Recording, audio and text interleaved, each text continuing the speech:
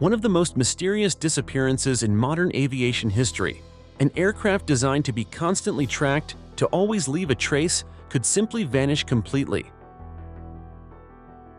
In March 2014, Malaysia Airlines flight MH370, carrying 239 people, vanished from the sky, shocking the world. In less than an hour, its tracking systems were switched off one by one. The plane turned around, flew through military airspace, and continued flying for hours without a single distress call. New data, unusual flight paths, and evidence of long-hidden military radar signals are forcing old theories to crumble. If civilian radar lost track, what did military radar see? And if they did see, why has the world never known the whole truth?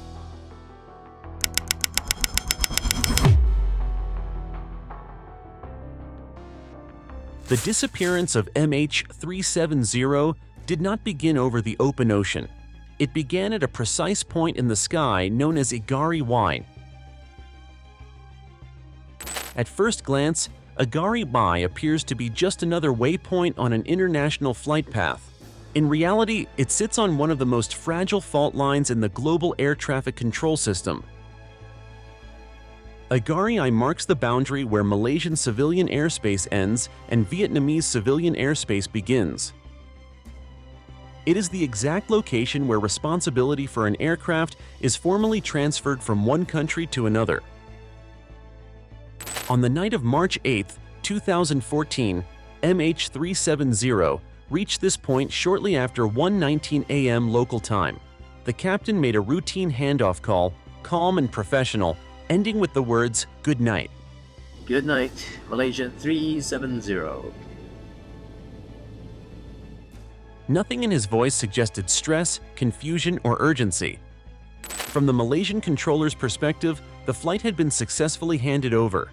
In standard procedure, that meant MH370 was no longer under Malaysian civilian control. Vietnamese air traffic control, however, never received the expected check-in. From their perspective, the aircraft had not yet entered their airspace. This created a dangerous gap that few outside aviation fully understand. For nearly 18 minutes, MH370 was not actively monitored by any civilian authority. It existed inside what investigators later described as a no man's land in the sky. This gap was not caused by negligence from a single controller. It was the result of how international aviation is structured. Air traffic control relies on clean handoffs, human timing, and assumptions of compliance. When one side releases responsibility and the other has not yet accepted it, silence can pass unnoticed. In most cases, that silence lasts only seconds. On this night, it lasted long enough for something critical to happen. Within minutes of crossing Igari Y, MH370's transponder stopped transmitting. Secondary radar, which depends on that signal, immediately lost the aircraft. On civilian radar screens, the Boeing 777 simply vanished. There was no explosion. There was no emergency descent. There was no distress call of any kind. Because the system believed the aircraft had already been handed off, no alarm sounded right away. No interceptor aircraft were scrambled. No emergency protocols were triggered in those first crucial moments. By the time Vietnamese controllers began asking why MH370 had not checked in, the opportunity window had closed. The aircraft was already gone from civilian tracking. This moment is critical because it shows that MH370 did not disappear through chaos. It disappeared inside a narrow structural blind spot. A Boeing 777 is one of the most tracked machines ever built. It broadcasts identity, altitude, speed, and position. It sends automated maintenance data back to its airline. It is designed to be almost impossible to lose. Yet at Igari Y, every safeguard depended on timing and coordination. That timing failed just once. If someone wanted to make an aircraft invisible without immediate response, this was the ideal place. No single authority watching, no instant accountability, no clear ownership of the problem. This was the last moment when civilian systems could have intervened with certainty. After Igari for MH370 was no longer just a missing aircraft, it became something else entirely. If civilian control had lost sight of the plane, then one question became unavoidable. Who, if anyone, was still watching MH370 as it turned away from its planned route and disappeared into the night? The flight path that followed did not look like an aircraft in trouble. It looked like an aircraft making decisions. After MH370 disappeared from civilian radar, military radar still captured fragments of its movement. Those fragments revealed something unexpected. The plane did not continue straight ahead on autopilot. Instead, it began to adjust its heading again and again. These were not small corrections caused by wind or turbulence. They were deliberate turns that reshaped the entire route. One of the most striking details was the bank angle. During one major turn, the aircraft rolled to nearly 38 degrees. That number matters. On a Boeing 777, standard autopilot turns rarely exceed 25 degrees. Anything sharper usually requires manual input. This was not a system gently following a programmed path. It was a human pushing the aircraft beyond normal automated limits. The direction of those turns raised even more questions. MH370 did not wander aimlessly. It steered clear of Thai air defense zones to the north. It avoided Indonesian military coverage to the south. The path threaded a narrow corridor between areas where radar response would have been fast and aggressive.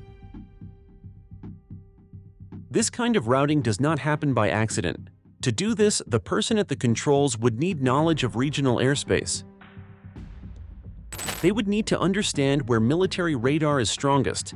They would also need to know how quickly different countries react to unidentified aircraft. There was another detail hidden inside the radar data. MH370 did not just avoid military zones. It also avoided other commercial aircraft. At several points, its path shifted sideways by roughly 9 miles. This maneuver kept it separated from nearby traffic, flying at similar altitudes. Autopilot does not do this on its own. Collision avoidance systems respond to immediate threats, not long-term planning. This movement suggested awareness of surrounding traffic. It suggested someone was actively monitoring the sky. Investigators later tried to replicate these turns in simulators. With autopilot engaged, the aircraft could not reproduce the same path. The angles were wrong. The timing did not match. Only manual control produced the same behavior. Taken together, the evidence painted a clear picture. The plane was not drifting. It was being flown. And it was being flown by someone who understood both the aircraft and the environment around it. This was not reckless movement. It was careful, measured, intentional. Every adjustment reduced the chance of interception. Every turn minimized attention. This was not panic in the cockpit. It was control. If the goal had been survival, there were closer airports. If the goal had been safety, there were clearer routes.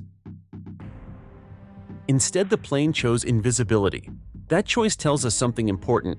Whoever was guiding MH370 knew that the greatest threat was being seen, and they shaped the flight path to avoid that at all costs. By now, the mystery had shifted again. The plane was not just missing, it was actively hiding.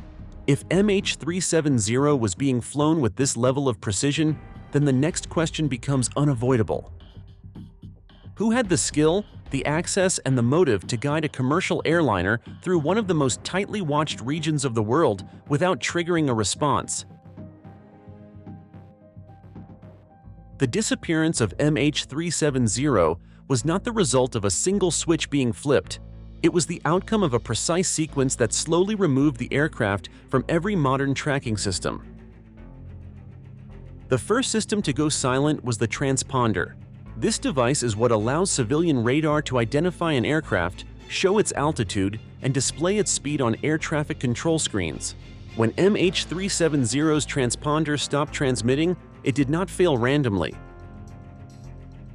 Investigators confirmed that the unit was likely switched off manually from inside the cockpit. In normal operations, there is no reason for a crew to disable a transponder in flight. Doing so immediately removes the aircraft from secondary radar used by civilian controllers. Minutes later, another system went dark. ACARS, the aircraft communications, addressing and reporting system, stopped sending data. ACARS quietly transmits information about engine performance, fuel status, and maintenance health to the airline. It does not depend on voice communication and does not stop unless it is deliberately disabled or loses power. The timing matters. ACARS went offline shortly after the transponder, not before and not hours later. This pattern suggests intention, not accident. Then came the most critical move. The satellite communication system was cut without sending a proper log-off message. Normally, when SATCOM is shut down, it notifies the network that the aircraft has disconnected. MH370 never sent that signal. The only way to achieve this is by removing electrical power abruptly. That requires knowledge of the aircraft's power architecture. Both main generators were likely switched off. Backup generators were also disabled. For a moment, the aircraft lost its normal electrical supply.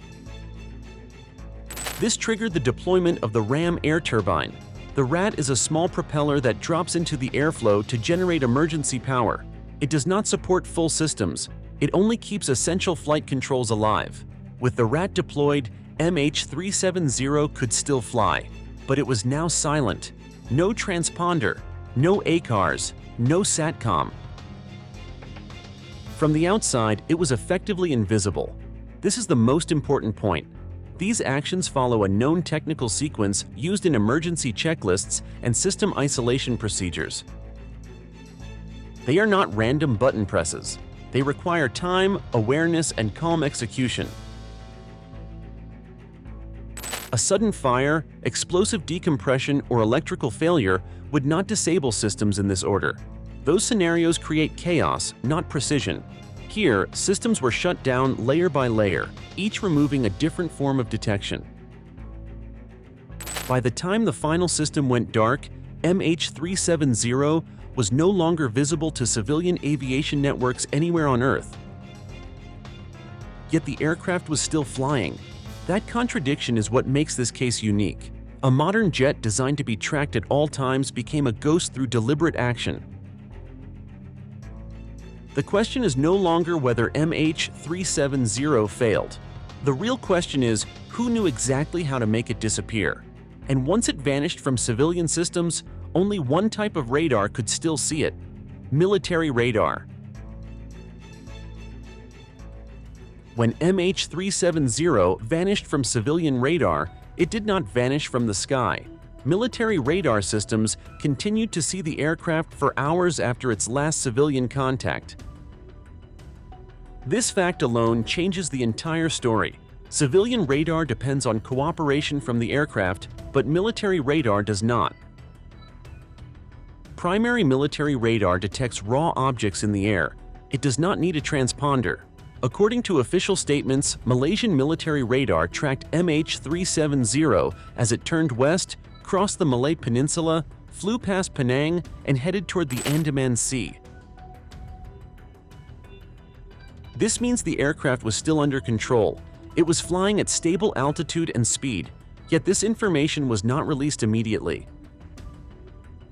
It took nearly a week before Malaysia publicly acknowledged military tracking. Even then, the data was incomplete. Only brief radar plots were shown, without full timelines or raw signal data. No detailed altitude profiles were released, no speed logs were shared, and no explanation was given for why the aircraft was not intercepted. Malaysia later stated that the plane was not considered a threat.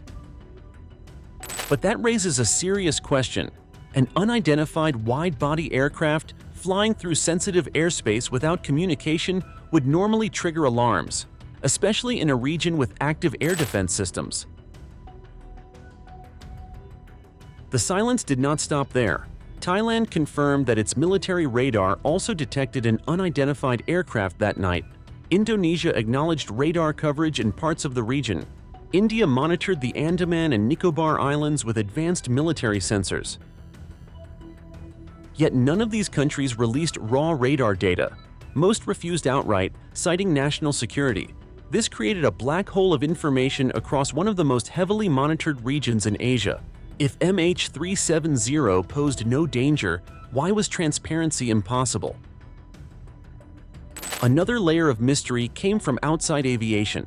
The Comprehensive Nuclear Test Ban Treaty Organization operates a global network of underwater microphones designed to detect nuclear explosions. These sensors listen to the oceans constantly. They record pressure waves even from thousands of miles away. In the days after MH370 disappeared, analysts within this network noticed unusual acoustic signals in the southern Indian Ocean.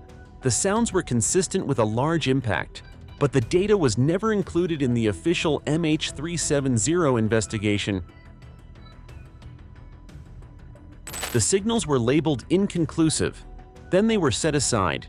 This decision surprised many experts, because the CTBTO network has been used to locate aircraft crashes before. No independent review of the acoustic data was allowed. No public release followed. Once again, information existed, but access was blocked. Taken together, these choices form a pattern. Military radar saw the plane. International sensors heard something. Yet the investigation relied almost entirely on satellite pings with wide margins of error. This is the core contradiction. The most precise systems were excluded. The least precise data became the foundation. If this was simply an accident, openness would have helped. If it was human error, transparency would have closed the case. But when data stays hidden, suspicion grows. Was MH370 part of a military exercise? Did it cross paths with classified operations? Or did revealing the full picture risk exposing defense capabilities? The public was told there was nothing to fear. But fear does not come from facts. It comes from silence. And until military data is fully released, MH370 will remain more than a missing aircraft. It will remain a question that no government seems willing to answer. From the very beginning, MH370 was described as a routine passenger flight, but when investigators looked deeper, several details stood out as unusually sensitive. One of the most troubling questions involved the cargo. Official shipping documents listed more than 5,000 pounds of electronic equipment loaded onto the aircraft. The description in the manifest was vague and lacked technical detail. In commercial aviation, high-value electronics are normally documented with precision. This shipment was not. No full breakdown was released to the public. No independent inspection results were shared. That silence raised concerns among aviation analysts and logistics experts.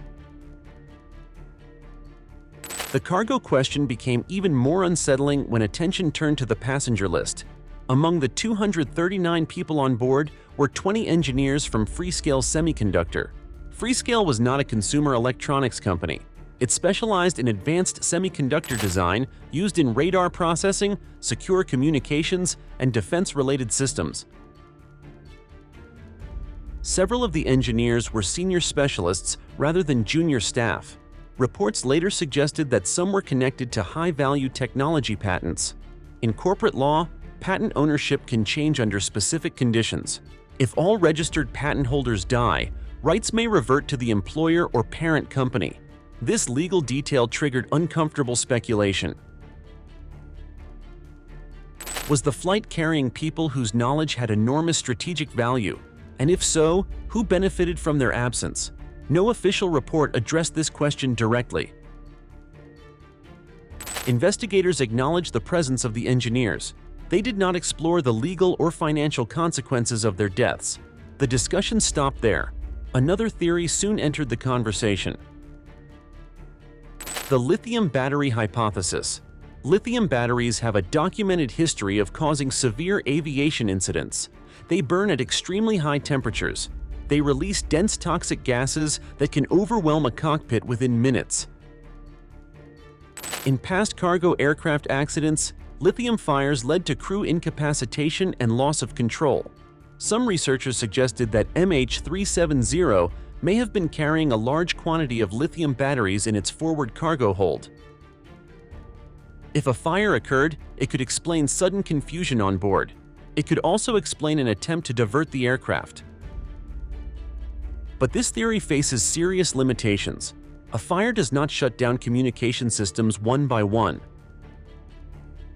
A fire does not disable transponders, ACARs, and satellite communication in a controlled sequence. On MH370, each system stopped transmitting in an orderly manner. That pattern matches deliberate action, not chaos. The lithium theory explains loss of consciousness. It does not explain technical precision. This contradiction has never been resolved. If cargo caused the crisis, the system shutdowns remain unexplained. If human intervention occurred, the cargo details become even more important.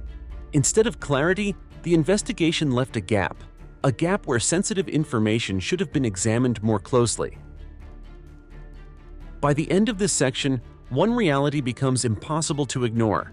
MH370 was not just carrying passengers to Beijing, it was carrying technology, expertise, and unanswered questions. And those questions lead directly to the most controversial issue of all: what powerful institutions knew in real time, and why they chose not to say everything they saw.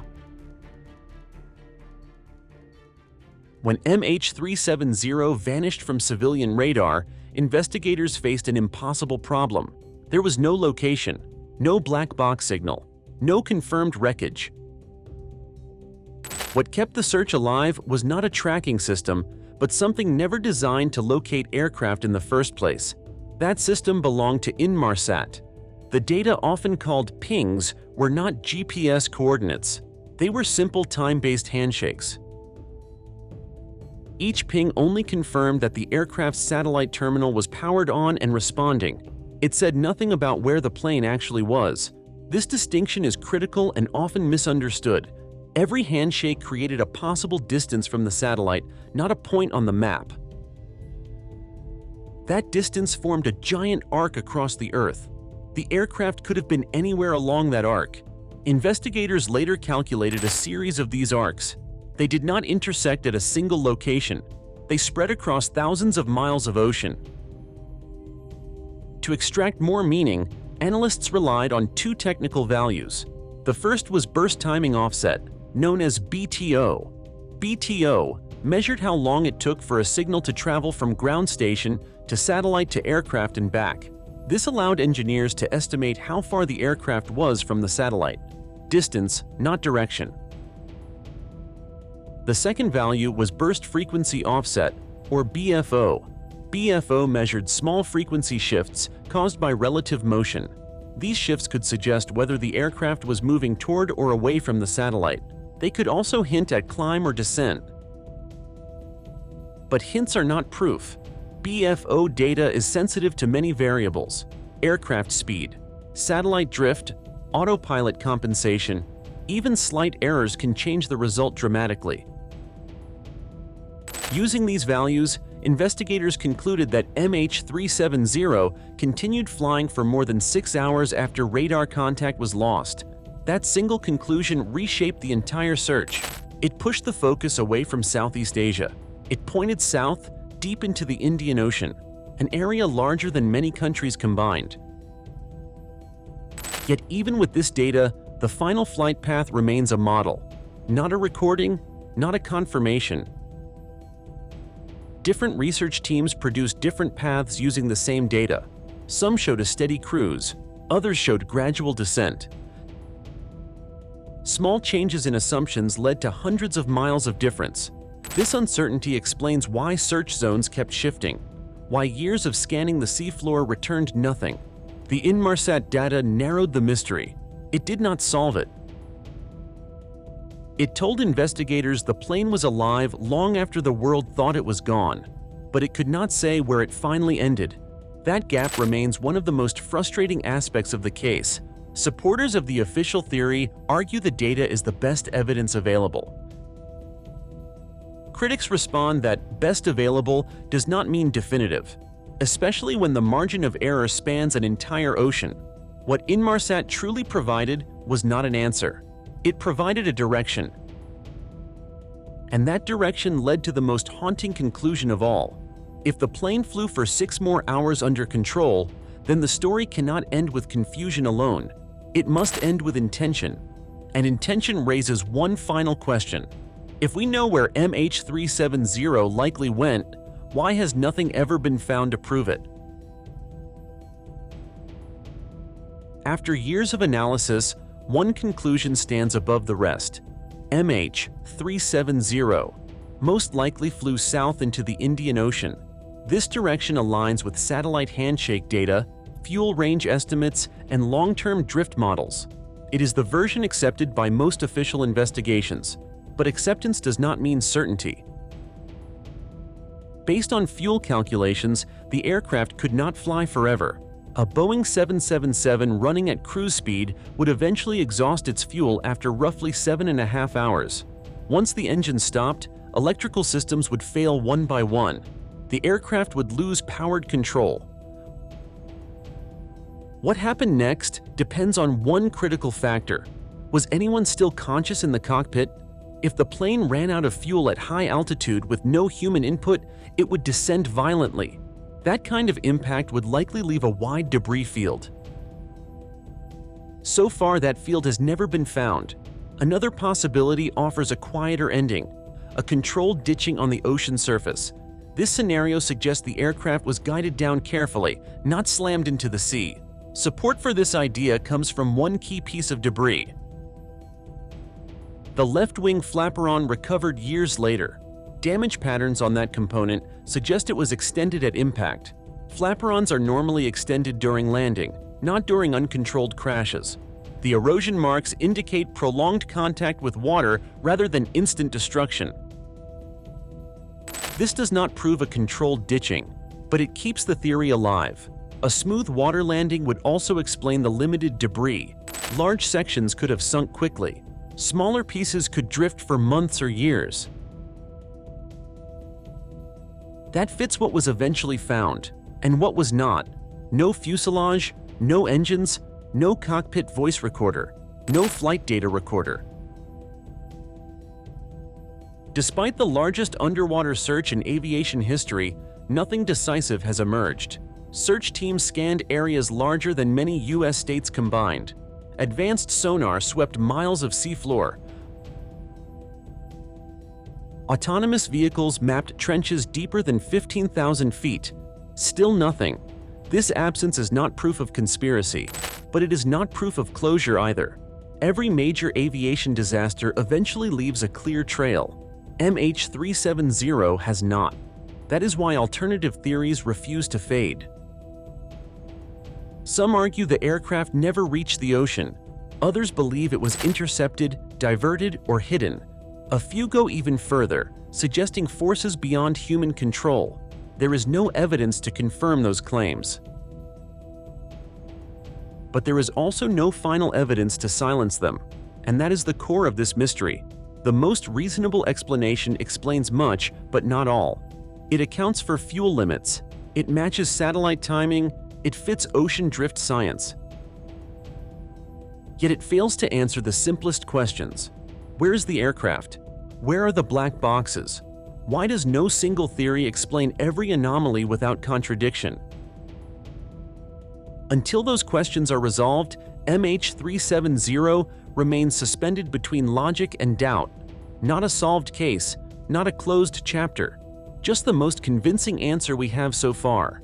And perhaps the most unsettling part is this. If this is the best explanation modern aviation can offer, what does that say about the next aircraft that vanishes without a trace? More than a decade has passed, and the story of MH370 remains unsolved.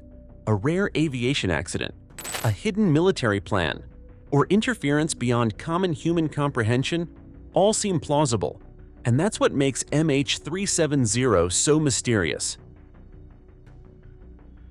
239 people vanished with the plane, leaving a void that science, governments, and history have yet to fill. Did they truly perish, or were they caught up in a military scenario the world has never been allowed to know? Until the final piece of the puzzle is found, MH370 will remain one of the strangest disappearances in human history. A story unfinished, the truth yet to be revealed.